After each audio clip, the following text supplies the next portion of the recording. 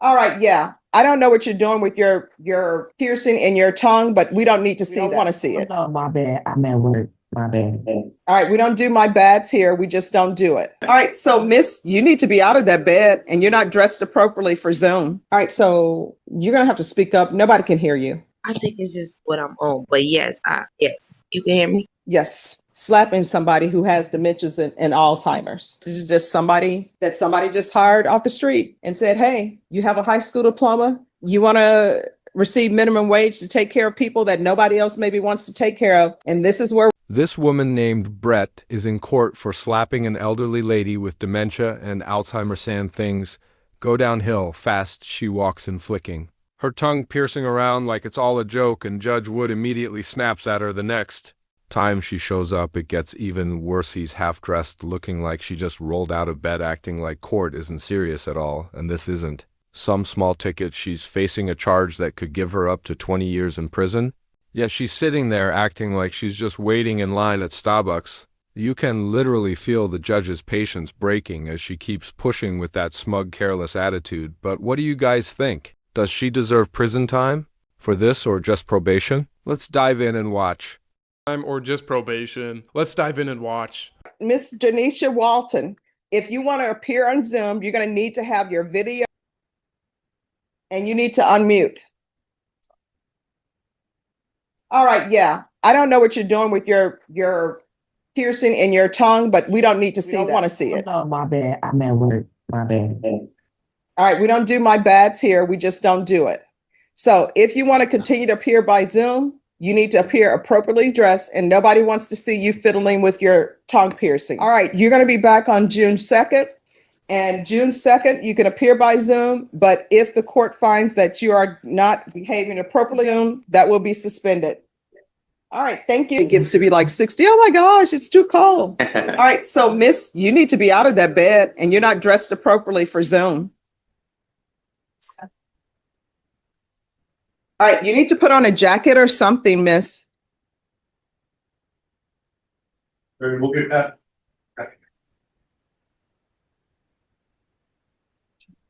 All right, Miss, you need to put on a jacket or something. Oh, okay. You want me to call her and tell her? Yes. I'll text her. All right, thank you. And I just sent her a chat. Okay. So if you just step to the side and I'll call you right back. And is this going to be an agreement or jury trial? It's going to be an agreement, ma'am. All right, so if you all will get the paperwork ready. I have several courts to be in today because we do this on another day. I've got. I mean, we're here, she's here. Okay, and we can do it via, I believe she's in Chicago, if I'm not mistaken, at least Illinois. All right, That's so. fine. I can text you when the paperwork's ready. Okay. All right, so I'm going to put you in the waiting room and they'll get the paperwork sent to you. Ms. Ferguson will need your email and her email. All right, thank you. Yes, Judge, we went through the paperwork earlier, so she's all set.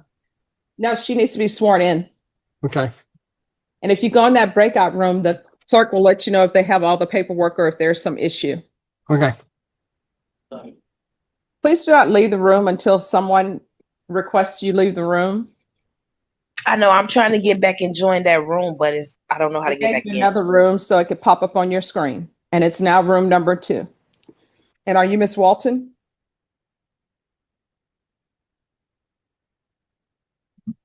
You need to unmute. Yes. All right, Miss Walton, you have a right to appear in person. It's unmuted. Can you hear me? Yes. Are you able to hear us? Yes, I can. All right, Miss Walton, you have a right to appear in person in court, but I am in receipt of a consent to plead by video conference. Did you review that document with your attorney? Did you understand it and electronically sign it? Yes. Did you review the application for deferred adjudication with your attorney? Did you understand it and did you electronically sign it? Yeah. All right, so you're going to have to speak up. Nobody can hear you.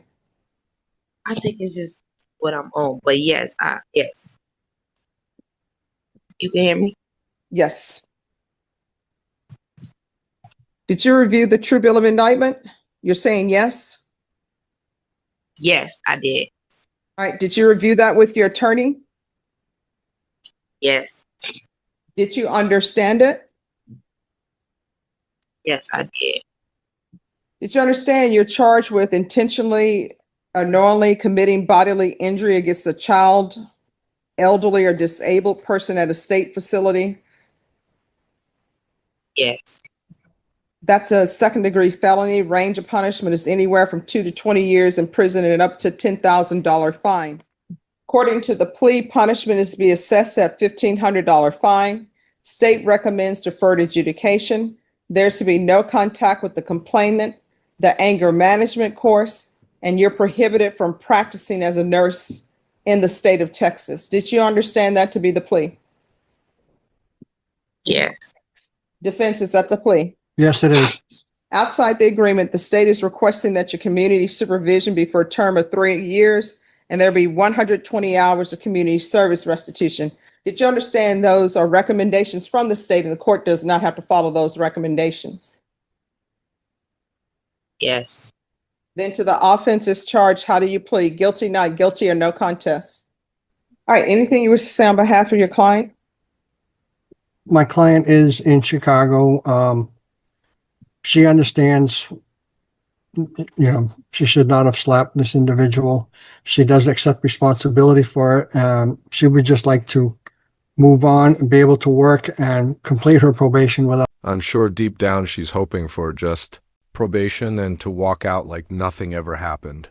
But the way she's carrying herself tells a completely different story, flicking your tongue, piercing at the judge like, "You're bored in class?" Yeah, that's not exactly a winning strategy. And then to make things worse, she shows up to court without even bothering to wear a proper shirt, like she literally rolled out of bed and wandered in. That's not just disrespectful. It shows the court you don't even care about what's at stake, and with a case that could carry up to 20 years in prison, that kind of attitude doesn't just hurt your chances, it destroys them. Judges notice body language, effort, and respect before they even decide punishment. So if you can't even put on a shirt for court, how are you supposed to follow probation rules? Follow probation rules. All right, so how much training does she have in the field? Is she a licensed nurse or is she a person that somebody hires and says, hey, we need somebody to come in as a caregiver? She will have to answer that one. All right, are you a licensed nurse? No, I'm working towards getting my CNA. All right, so this is a situation where somebody just hired you to come in and work in a facility. I'm a caregiver. All right, so what's your level of education to be a caregiver? I finished high school. All right. See, this is what I mean. Everybody's just letting everybody be a caregiver. And the problem is that being a caregiver for somebody, I think that's sort of like a calling. You have to have said, you know what, I'm going into that field because you're dealing with people who have dementia, Alzheimer's, people who can't take care of themselves, people who need somebody to bathe them. The patient gets upset because they're not doing what they're allowed to do anymore. They can't communicate because they have dementia and Alzheimer's. Then everybody and their mothers just hiring random people, paying them minimum wage or less than.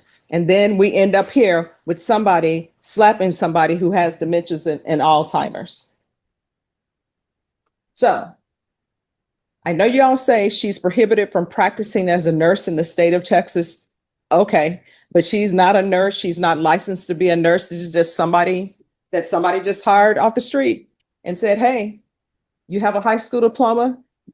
You want to receive minimum wage to take care of people that nobody else maybe wants to take care of. And this is where we end up. And what was the name of this facility? Let me see. Chapters Living of San Antonio. All right. This is what the court is going to do. Does anybody want to speak to length of probation? The state is asking for 3 years. All right. Court is going to sentence you to 5 years deferred adjudication. There's a $1,500 fine. There is to be proof of employment within 30 days. There's to be no employment as a home health care provider, no employment with working with minors, no employment with working with people who are disabled.